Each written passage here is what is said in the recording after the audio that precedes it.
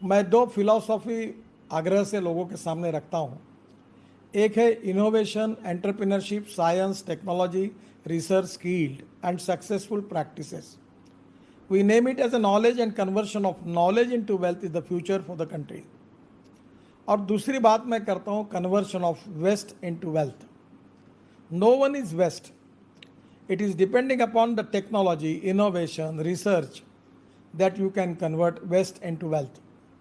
इंदौर में कचरे से गैस तैयार होके उसके ऊपर अभी गाड़ियाँ चल रही है। इफ द अप्रोप्रिएट टेक्नोलॉजी अगर होगी तो कोई सब समस्याओं का निदान हम निकाल सकते हैं। No one is waste. और इसलिए आने वाले समय में ये दोनों फिलॉसफी का उपयोग करके हम आत्मनिर्भरता की तरफ जाते समय हम रोजगार कैसे निर्माण करें। हम नौकरी मांगने वाले नहीं, नौकरी देने वाले बने।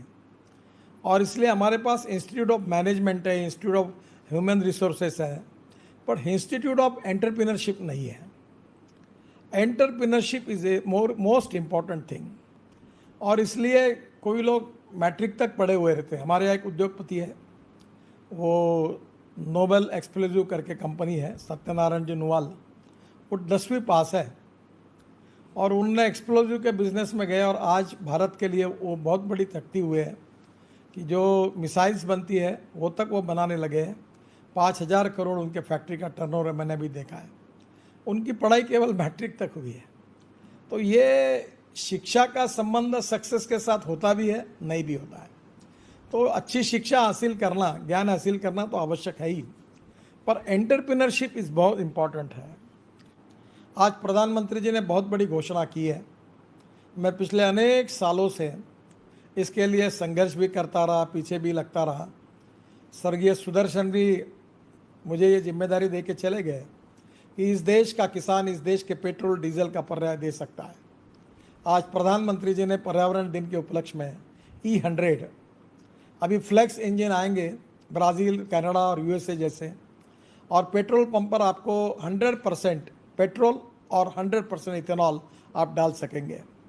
अब किसानों ने बनाए हुए इथेनॉल पर आपकी गाड़ियाँ चलेगी, पोल्यूशन कम होगा, इंपोर्ट कम होगा और किसानों को भाव मिलेगा।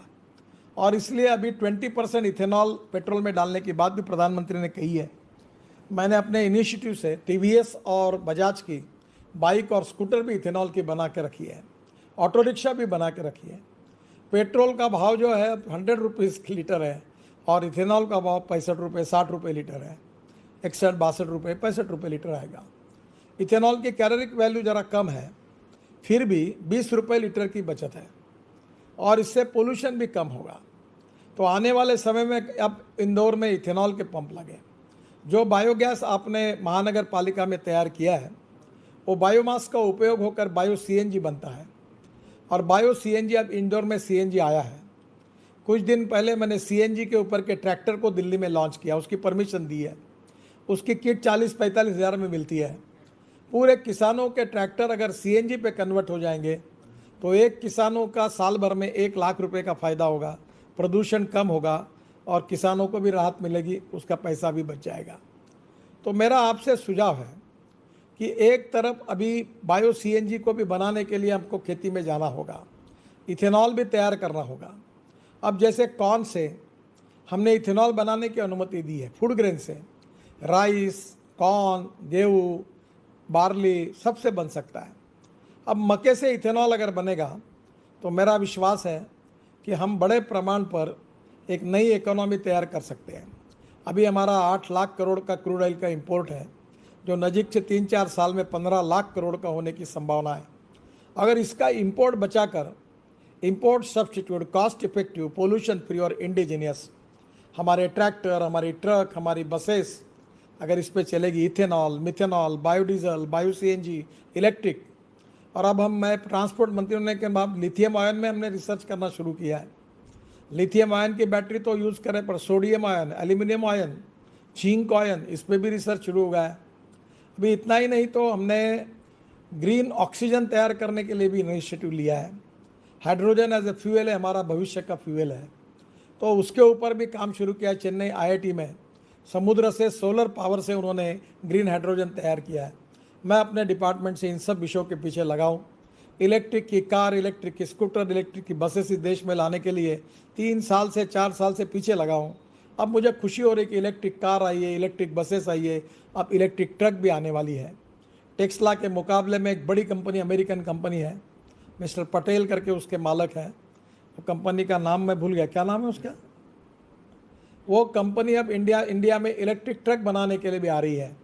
तो अब आने वाले समय में हम लोग इंपोर्ट कम करेंगे और इंडियन इकोनॉमी को स्ट्रांग बनेंगे। हाँ, ट्राइडॉन, तो ये कंपनी अब इंडिया में आ रही है और उसकी गाड़ी भी बहुत अच्छी है, बिल्कुल टेस्ला के मुकाबले में अच्छी है। इतना ही नहीं तो अब हम लोग हाइड्रोजन फ्यूल सेल पर भी काम कर रहे हैं और मेरा विश्वास है एज ए ट्रांसपोर्ट मिनिस्टर में ई हाईवे में बना रहा हूँ, इलेक्ट्रिक हाईवे, जिसमें इलेक्ट्रिक बस रेलवे जैसी चलेगी, ट्रक चलेंगे। दिल्ली मुंबई हाईवे पर हम लोग कोशिश कर रहे हैं कि यही हाईवे बने। तो आने वाले समय में टेक्नोलॉजी का उपयोग करके बहुत कुछ काम हो सकता है। तो हमें ढूंढना होगा कि हमें कौन से सेक्टर में हम जा सकते हैं। अभी ऑटोमोबाइल सेक्टर 7.5 लाख करोड़ का बना हुआ है, देश में सबसे ज़्यादा रेवेन्यू और रोजगार देने वाला ये सेक्टर है। और मैं विश्वास के साथ बता रहा हूँ क्योंकि मैं इसका मंत्री हूँ, आने वाले समय में मैं 2 साल के अंदर इसको 10 लाख करोड़ का बनाऊंगा। हिंदुस्तान में वर्ल्ड के सब ऑटोमोबाइल ब्रांड उपस्थित है। अब आने वाले समय में मर्सिडीज, BMW, हुंडई, सभी टोयोटो, हमारे जितने बड़े ब्रांड है वर्ल्ड के अब हमारे देश में है, ट्रक के हैं। अब मैंने तय किया कि हमारे देश में अब एक्सपोर्ट होगा। एक समय हम गाड़ियाँ बाहर से लाते थे, अब हमारे यहाँ गाड़ियाँ तैयार होगी। आपको पता है कि बजाज, हीरो और TVS अपने 50% टू व्हीलर एक्सपोर्ट करते हैं। इससे एंसिलरी डेवलप होगी। इंदौर में बहुत एंसिलरीज है ऑटोमोबाइल की, और अगर जब एक्सपोर्ट होगा तो रोजगार निर्माण होगा, नई इकोनॉमी डेवलप होगी। हमें ढूंढना होगा कि हेल्थ सर्विसेज में इंपोर्ट क्या क्या होता है। आज हमारे मेडिकल डिवाइसेस पार्क, वेंटिलेटर्स, अलग अलग प्रकार के मशीन्स, मैं सजेस्ट करूंगा कि इंदौर में मेडिकल डिवाइस पार्क बनाइए। हमारे यहाँ विशाखापट्टनम में हमने MSME ने बनाया है। मार्केट में वेंटिलेटर विदेशी कंपनी का 12 लाख रुपए का, हमारे देश में प्राइवेट कंपनी का 7.5 लाख रुपए का, और हमने बनाया हुआ 1,48,000 रुपये का। और मुझे खुशी है कि मैंने 500 वेंटिलेटर उनसे लिए और पूरे विदर्भ में डॉक्टरों को बांटे, कोई तकरार नहीं, पूरे सक्सेसफुल। हमारे देश में MRI बनना चाहिए। हमारे देश में आज फार्मास्यूटिकल में सब रॉ मटेरियल चाइना से आता है, पेटेंट सब अमेरिकन है, ये सब दवाइयाँ बाहर से आती है, कैसे होगा? क्यों नहीं हमारे देश में बल्क ड्रग क्यों नहीं बनता? उसके लिए हमारे ने पॉलिसी बनाई है। और हमारे यहाँ हम फार्मास्यूटिकल को एक्सपोर्ट करने वाली कंट्री है, दुनिया में हमारे दवाइयों को कीमत है। तो ये सेक्टर हम क्यों ना ओपन करें? ऑर्नामेंट्स का सेक्टर है, उसमें कितना बड़ा एक्सपोर्ट हो सकता है। अभी प्लास्टिक में बायो इथेनॉल बनाते, इथेनॉल से बायोडिग्रेडेबल प्लास्टिक बनता है, ब्राज़ील में बना है, मैंने बुलाया था। और उसके जो प्लास्टिक के मटेरियल बनाकर अगर मिट्टी पे बेच देते हैं, डाल देते हैं, तो 78 आवर में वो बायोडिग्रेडेबल बन जाता है। तो मुझे यही आपको कहना है कि आने वाले समय में हम यूरिया बाहर से लाते हैं, क्या हमारे देश में हम यूरिया का ऑप्शन नहीं ढूंढ सकते? क्या हमारे देश में जो नाइट्रोजन, पोटैश, फॉस्फोरस जो आज पूरी तरह से हम इंपोर्ट का बड़े प्रमाण पर करते हैं, क्या इसका अल्टरनेटिव हमारे ऑर्गेनिक फार्मिंग के लिए हम ऑर्गेनिक मैन्यूल नहीं बना सकते? क्या हमारे देश में कचरे से खाद नहीं बना सकते? अनेक प्रकार के उपक्रम है, सक्सेस स्टोरी है। आज हमारे सोलर एनर्जी में कितने बड़ा काम हमारा हो रहा है। वाटर ट्रांसपोर्ट हमने चालू किया है, पानी पे उतरने वाले हवाई जहाज हमने लाए कि जो MPBS है, एयर स्ट्रिप पे भी उतर सकते हैं, पानी पे भी उतर सकते हैं। मैं आपको बताऊंगा, मैंने एक गाँव दत्तक लिया है, वहाँ मैं चिंदियों से कारपेट बनाता हूँ। इतने सुंदर कारपेट बने कि अभी मैं मार्केट में दे नहीं पाता हूँ। ये उसका चित्र मेरे पीछे में दिखा रहे हैं। और उसकी कीमत पूछता हूँ तो कोई मुझे बोलता है 2,000, 3,000, 5,000, वो 400 में बनता है और 500 में बेचते हैं। अब हमने गोबर से पेंट बनाने की बात की है। अब मैं कम से कम 5 लाख इंडस्ट्री डालना चाहता हूँ। वो पेंट मैंने खुद ट्राई किया है मेरे इंडस्ट्री में, डिस्टेम्पर भी है, ऑयल पेंट भी है। और आज की जो बाज़ार की जितनी बड़ी कंपनियाँ, उनके स्टैंडर्ड में कोई कम क्वालिटी का नहीं है। 5 रुपये किलो गोबर को भाव मिलेगा, 12 लाख का यूनिट है, टेक्नोलॉजी है। हर गांव में एक गोबर की पेंट बनाने की इंडस्ट्री डाल देंगे तो गाय और भैंस के गोबर को 5 रुपये किलो भाव मिलेगा। एक गाय 20 रुपये किलो गोबर देती है तो 100 रुपये तो उसी के होंगे रोज के। अगर 3,000 रुपये अगर गोबर से मिलेंगे तो मुझे बताइए काय के लिए कोई गाय को बेचेगा।